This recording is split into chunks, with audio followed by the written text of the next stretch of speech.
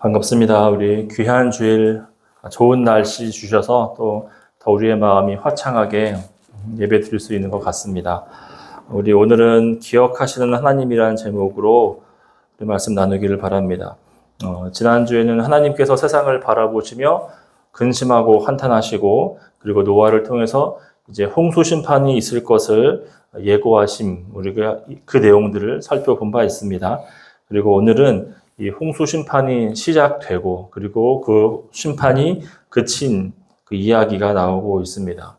하나님께서 노아를 통해서 방주를 준비하게 하셨고 그리고 시간이 지나서 노아가 600세가 되던 해에 노아의 가족들과 그리고 정한 동물과 또 부정한 동물들을 각 종류마다 방주에 다 타게 하셨습니다.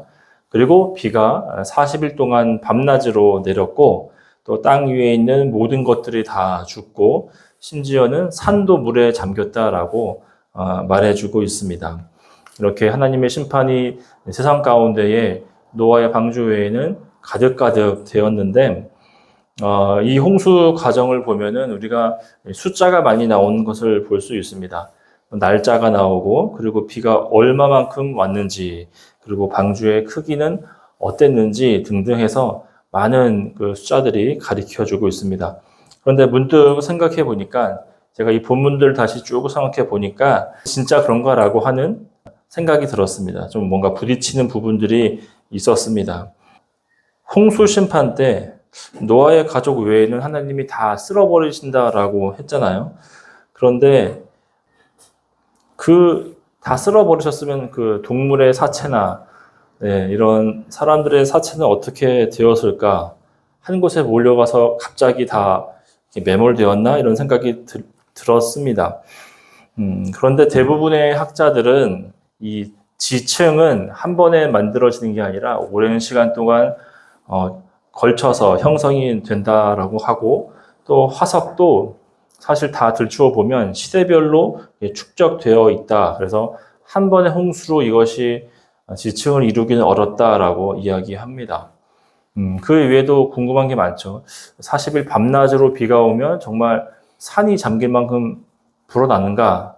여기 오늘 본문의 2절을 보면은 기품의 샘과 하늘의 창문이 이야기하는데 그것이 다 터지면 가능할 수도 있기는 하겠지만 여러 가지로 좀 정말 그게 가능할까? 뭐 이런 생각들이 들었습니다.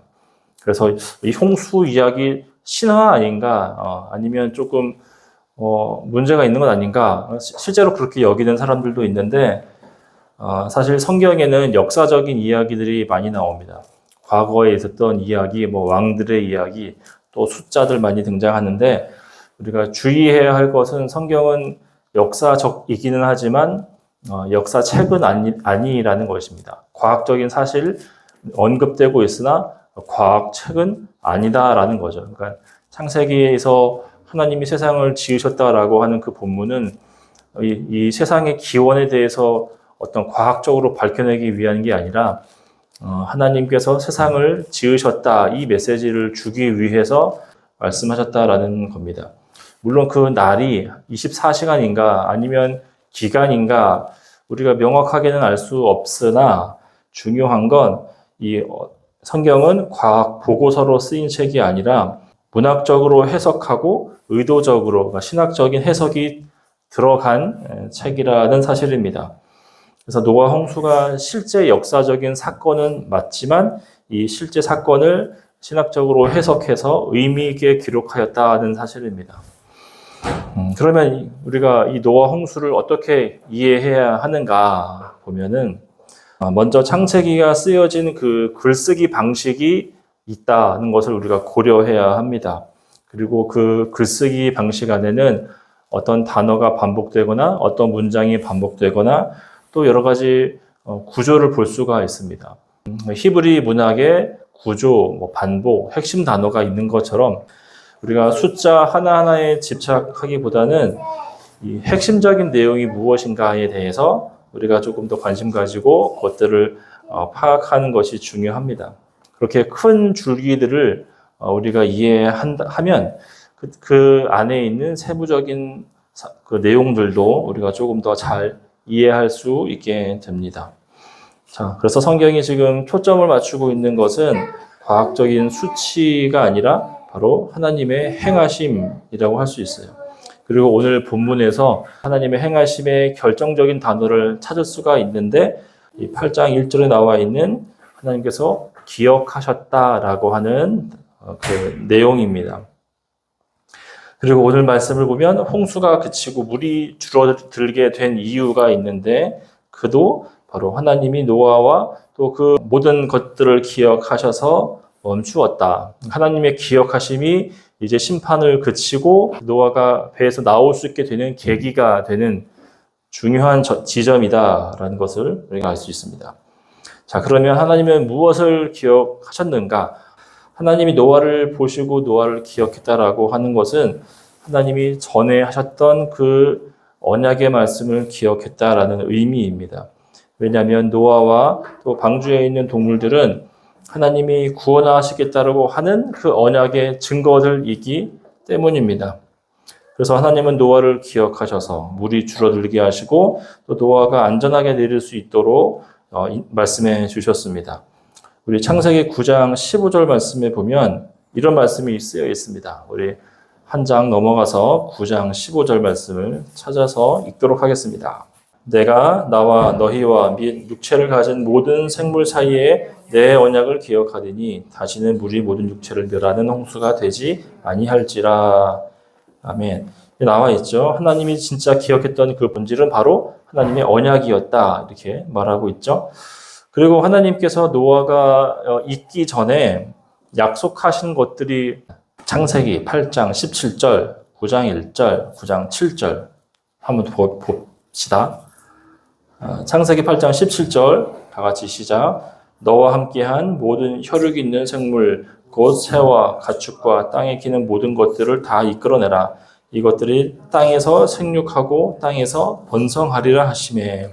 9장 1절 하나님이 노아와 그 아들들에게 복을 주시며 그들에게 이르시되 생육하고 번성하여 땅에 충만하라. 9장 7절 너희는 생육하고 번성하며 땅에 가득하여 그 중에서 번성하라 하셨더라. 아멘. 자, 지금 이 세 군데의 말씀에서 반복하고 있는 것은 뭐냐면 생육하고 번성하라 그 말이었죠. 근데 이 말에 처음 등장하는 장면은 창세기 1장이었습니다. 하나님은 세상을 만드시고 또 그 만물들이 번성하고 또 땅에 충만하라 이렇게 말씀해 주셨어요. 그 말씀을 기억하셔서 지금 이제 홍수 심판이 멈추고 이제 물이 줄어들고 노아가 방주에서 내릴 수 있게 되었다는 것입니다. 하나님이 다 멸절하지 않으시고 다시 그 하나님 약속했던 그 말씀을 이루시기 위해서 그 약속을 기억하사 줄어들게 된 겁니다. 그 다음에 이 약속뿐만 아니라 하나님이 또 기억하신 말씀이라고 볼 수 있는 내용들이 있습니다. 우리가 여자의 후손에 대한 예언이죠. 여자의 후손이 뱀의 머리를 부수고 잘 들어야 돼요. 그래서 뱀이 여자의 후손의 발꿈치를 물게 된다라고 했던 그 언약이었습니다. 왜냐하면 만약에 인류가 정말 다 싸그리 사라지게 되면 그 여자의 후손이 다시 나올 수 없잖아요. 물론 아예 다 없애버리고 또 아담을 새로 만들어서 하실 수도 있지만 인간의 입장에서는 그 여자의 후손은 그 아담의 후손으로부터 와야 되는데 아담의 후손인 이 노아마저 만약에 다 생명을 마친다면 이 약속이 어겨질 수밖에 없기 때문에 하나님께서는 이 약속도 기억하셨다라고 우리는 생각해 볼 수 있습니다. 하나님은 심판 중에서도 우리와 맺으시는 그 언약을 지키시기 위해서 세상을 심판하기만 한 것은 아니셨다랍니다.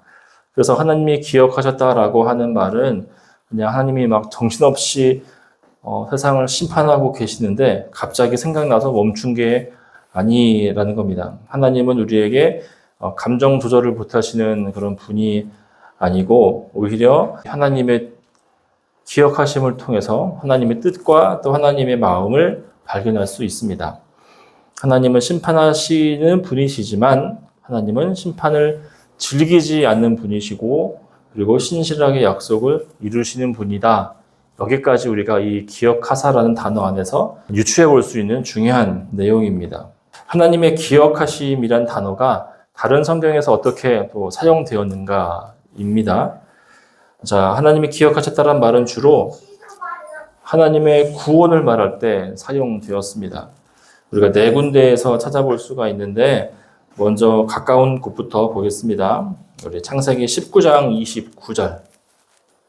우리 리안이가 한번 읽어볼까요? 여기 보면은 지금 하나님이 그 지역의 성을 멸하실 때에 하나님이 아브라함을 생각하사 롯을 그 엎으시는 중에서 내보내셨더라 이렇게 말합니다. 자, 지금 창세기 19장의 배경은 소돔과 그리고 고모라라고 하는 그 도성을 하나님께서 불로 심판하시는 중이었습니다.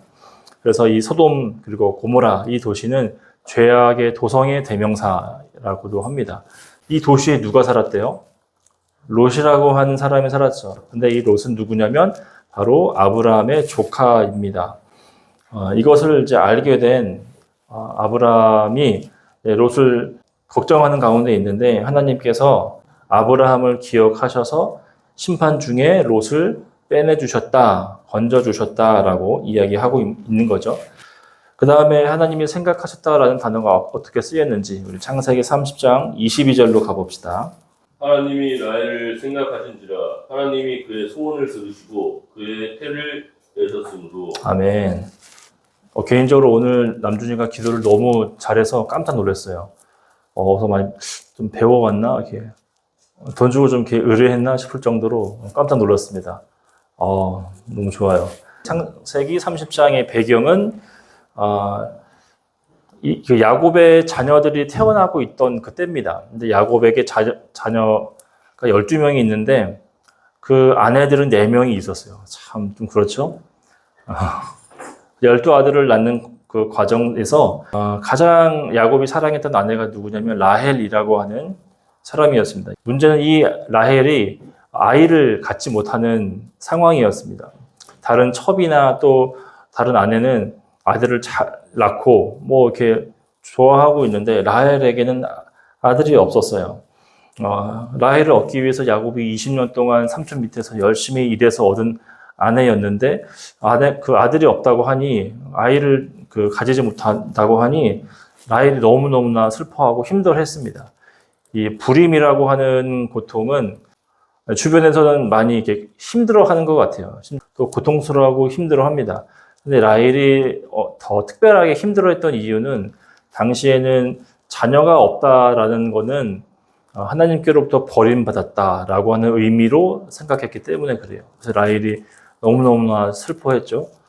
그런데 하나님께서 뭐라 그래요? 하나님이 라헬을 생각하신지라 그의 소원을 들으시고 그의 태를 여셨다 이렇게 말해 주고 있습니다. 이처럼 하나님은 라헬을 생각하시고 그러니까 즉 기억하시고 그에게 자녀를 주셨다 그런 의미였습니다. 또 좀 더 뒤로 가서 한 군데 출애굽기 2장 24절 25절 하나님이 그들의 고통스러운 일을 들으시고 하나님이 아브라함과 이삭과 야곱에게 세운 그의 언약과 기억하다. 하나님이 이스라엘 자손을 돌보셨고 하나님은 그들을 기억하셨더라. 아멘. 24절에도 나오고 25절에도 기억하셨더라 이렇게 말하고 계시죠? 자, 출애굽기 2장의 배경은 뭐냐면 애굽에서 종살이하던 이스라엘 사람들이 하나님께 우리 너무 힘들어요 라고 부르짖고 절규하는 기도가 나와 있는 장면입니다. 이들은 누역에 힘들어하면서 하나님을 막 찾고 부르짖을 때에 그들의 고통 소리를 하나님이 들으셨다라고 이야기하셨습니다. 그리고 예전에 아브라함에게 세우신 언약을 기억하셔서 그들을 돌보시고 이제 결국은 모세를 통해서 애굽에서 나올 수 있도록 일하셨습니다.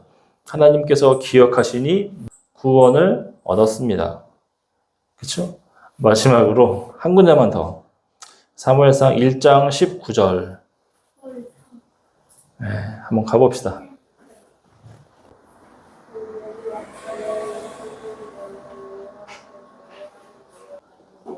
아멘. 사무엘서는 한나의 기도로 시작하죠. 한나는 사무엘을 낳기 전에 아까 말했던 라헬처럼 불임으로 인해서 고통을 받았습니다. 그래서 한나는 간절히 하나님께 기도했고 하나님은 그를 생각하셨다, 기억하셨다고 말합니다. 그리고 하나님이 기억하신 결과로 한나가 누굴 낳았냐면 사무엘을 낳게 되었습니다. 자, 우리가 4가지 본문들을 읽었는데 이 본문들의 공통점이 다 있죠. 하나님이 기억하셨다, 하나님이 생각하셨다라고 하는 말은 언제나 그것이 구원이나 하나님의 도우심으로 연결되고 있습니다. 오늘 말씀에서도 그래서 하나님의 기억하심은 이제 심판이 지나 구원으로 연결되는 그런 가교 역할을 했다는 것입니다.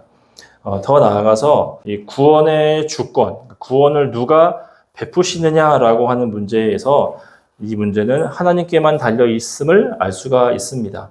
하나님만이 구원하실 수 있고 아니면 구원하지 않으실 수도 있다. 심판하시거나 용서하는 것은 하나님께만 달려 있다라는 것을 알 수 있어요. 그래서 홍수 심판 이야기도 우리가 쭉 보면, 자, 먼저 방주를 지으라라고 말씀하신 분이 있고, 그리고 방주로 들어가라라고 하신 분이 있고, 방주의 문을 닫으신 분이 있고, 그리고 방주에서 나오라고 하신 분이 있어요. 누구냐면 전부 다 하나님입니다. 하나님이 방주를 지으라 하셨고, 방주에 들어가라, 그리고 방주의 문을 닫으신 분도 하나님이에요. 노아일 줄 알았는데 하나님이 방주 문을 닫으십니다. 그리고 방주에서 나와라 라고 하신 분도 하나님이셨습니다. 그리고 방주에 들어갈 부정한 동물, 그리고 정한 동물이 몇 쌍씩 들어가는지에 대해서도 하나님께서 정해 주셨어요. 이처럼 우리의 구원도 하나님에 의해서만 결정된다는 거죠. 구원받을 자가 누구인지 하나님이 정하셨고, 또 구원받는 방법이 무엇인지 하나님이 정하셨고, 또 하나님이 구원에 이르지 않도록 유기하신 자들도 하나님께서 정해 두시는 것입니다.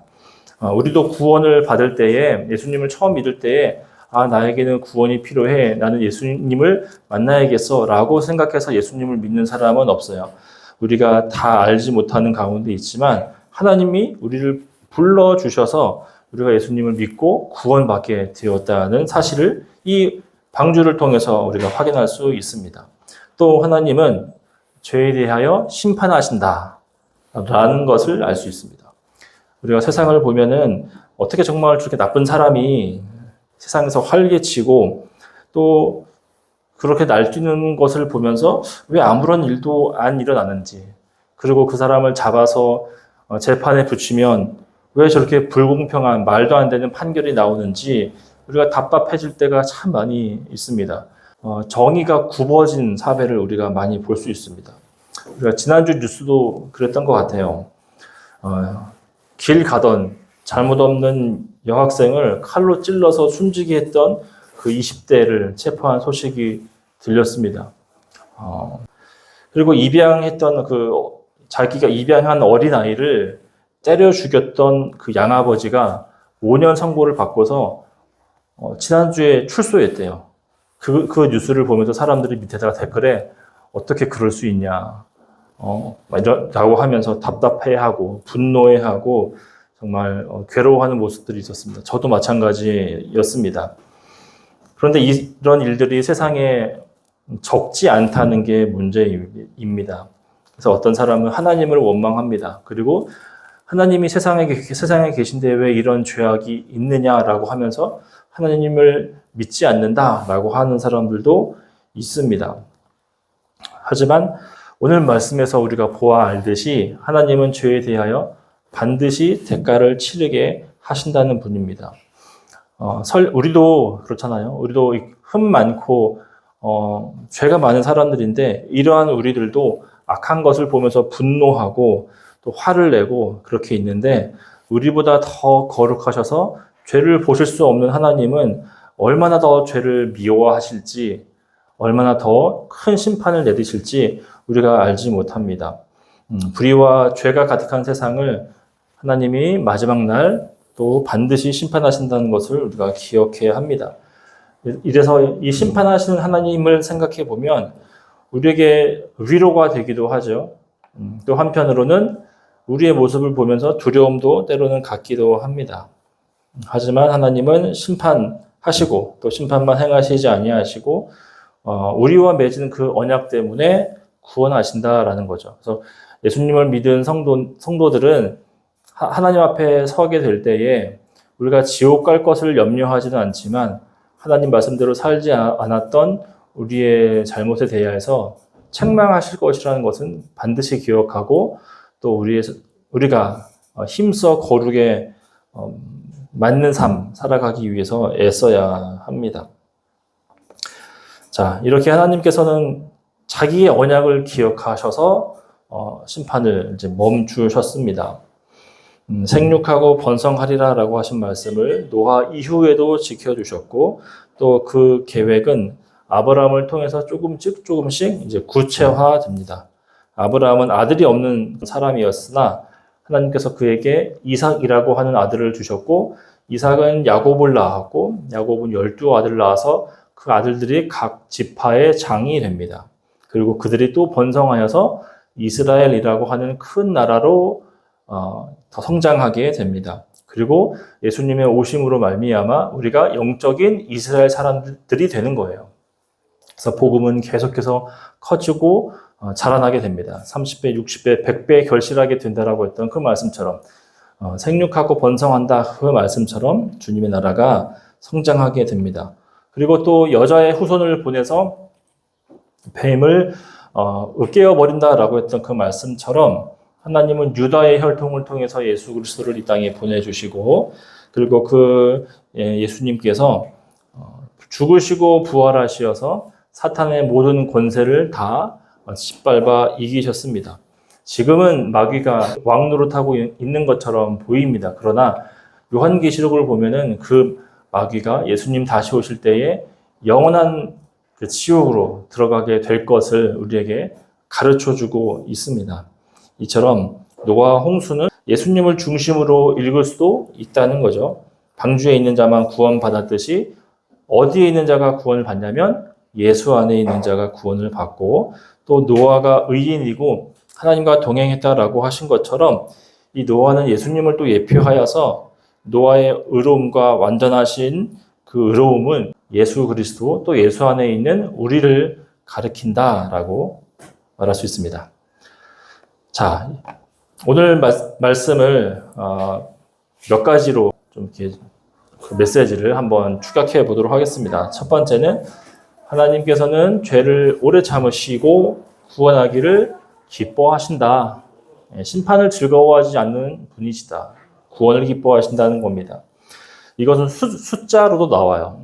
하나님께서 노아에게 방주를 지으라고 했던 그 연수가 몇 년이라고 했어요? 120. 그렇죠. 120년 동안 하나님이 참으신 거죠. 그렇죠? 그런데 홍수 심판은 얼마 동안 이루어졌을까요? 1년이 조금 넘습니다. 배에 타서 내리기까지의 그 기간이 1년 조금 더 돼요. 하나님께서 죄를 참으신 기간은 120년, 그리고 심판을 막상 하신 기간은 1년. 하나님이 죄를 오래 참으시고 심판은 더디하시고 노하기를 더디하시고 구원하기를 기뻐하시는 모습을 요 숫자 안에서 우리가 확인할 수 있다는 거죠. 멋있지 않나요? 나는 약간 쩐다 이런 생각이 들었는데 네. 두 번째는 하나님은 우리를 기억하신다. 아까 우리가 네 차례 읽었던 그 본문 말씀이 주신 그 의미의 기억함이 우리에게도 임한다는 사실입니다. 하나님이 우리를 기억하시는 건 우리가 말씀 잘 듣고 순종하며 살면 그렇게 살 때가 아닙니다. 아까도 노아 때도 하나님이 언제 기억하셨냐면 심판이 하이라이트에 올라갔을 때였잖아요. 마찬가지예요. 우리가 죄악의 구렁텅이에 있을 때 우리는 알지 못하지만 하나님은 우리를 기억하십니다. 그래서 우리를 부르시지요. 우리가 예수 믿을 때가 어느 때냐면 그 죄악의 진흙텅이에서 막 살아가고 있을 때에 문득 우리를 불러주셔서 우리 남준이처럼 갑자기 교회에 오게 만드시고 저처럼 갑자기 예수님 믿게 만드시는 은혜가 주어진다라는 거죠. 죄를 지을 때는 훈계하시고 야단은 치시지만 하나님이 하신 언약 때문에라도 우리를 포기하지 않으십니다. 하나님 마음에는 항상 우리가 있다. 네, 그 옛날에 드라마처럼 제가 군대에서 재밌게 봤던 드라마 내 안에 너 있다. 원조가 예수님인 것 같습니다. 그래서 이사야서 49장 16절 말씀을 보면은 정말 이제 마음을 치는, 마음을 울리는 말씀이 쓰여 있습니다. 이 말씀은 우리 남준이가 씩씩하게 감정을 담아서 감정이입을 빡 하면서 한번 읽어봤으면 좋겠습니다. 이사야서 49장 16절. 내가 너를 내 손바닥에 새겼고 너의 성벽이 항상 내 앞에 있나니. 아멘. 내가 너를 내 손바닥에 새겼다라고 말씀하십니다. 그리고 너의 성벽이 항상 내 앞에 있다. 우리가 보통 뛰어봐야 부처님 손바닥 위다 그 말 하잖아요. 근데 원조는 예수님이다. 내가 너를 내 손바닥에 새겼다. 너의 성벽이 내 앞에 항상 있다. 이렇게 말씀해 주셨어요. 감동받았은 줄 알고. 세 번째로 우리는 하나님의 신실하심을 볼 수 있어요. 신실하심 무슨 뜻일까요? 안지양? 믿을만하다 그런 뜻이에요. 아담 이후로 보면 사람들은 늘 언약을 어기고 죄를 짓습니다. 그런데 하나님은 언약을 취소하지 않으시고 우리를 이끌고 가셔서 그 언약을 이루어 주셨습니다. 하나님의 사랑과 하나님의 그 신실하심이, 그분의 성실하심이 우리를 구원하셨다라고 정리할 수 있죠. 기가 막히지 않습니까, 여러분? 우리의 성실함과 우리의 충성이 구원으로 인도하신 게 아니라 하나님의 사랑과 하나님의 그 언약에 대한 성실하심이 나를 구원해 내셨다. 이렇게 말하고 있다는 거죠. 감동 받습니다. 정말 참말로. 네. 자, 말씀을 이제 마치겠습니다. 오늘 말씀에서 하나님의 심판과 그리고 그 가운데서도 하나님의 언약을 기억하셔서 구원해 내시는 모습을 우리가 보았습니다. 하나님은 누구보다 죄를 미워하시지만 누구보다 우리를 사랑하시는 분. 어쩌면 좀 이중적이어 보이죠. 죄를 미워하시지만 죄인인 우리를 사랑하시는 분입니다.